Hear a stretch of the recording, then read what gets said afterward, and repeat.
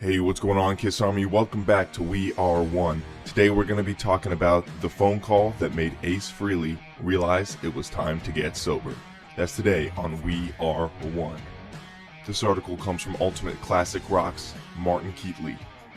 Quote, former Kiss guitarist Ace Frehley recalled the phone call that led him to finally step away from alcohol 13 years ago.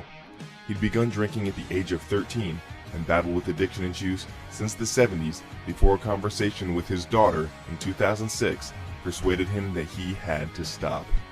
Frehley recalled how his last drinking session had involved Slash and Eddie Trunk, telling the Sirius XM presenter in a new interview, "I ended up with 5 girls in my room in Vegas.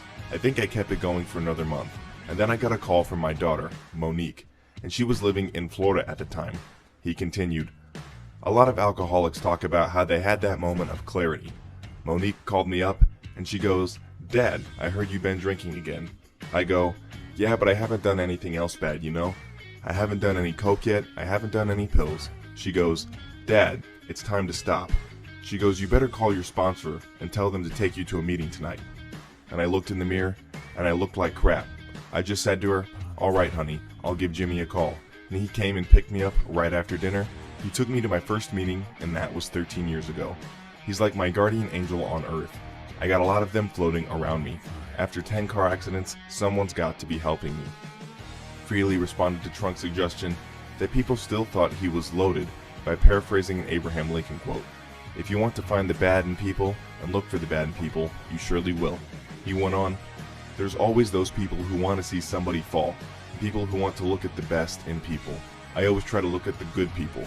The glass is half full, not half empty." He noted, "Every time I perform a concert, I usually have meet and greets after the show. At least one person comes up to me and says, 'Ace, I've been sober for 2 years. Ace, I've been sober 5 years.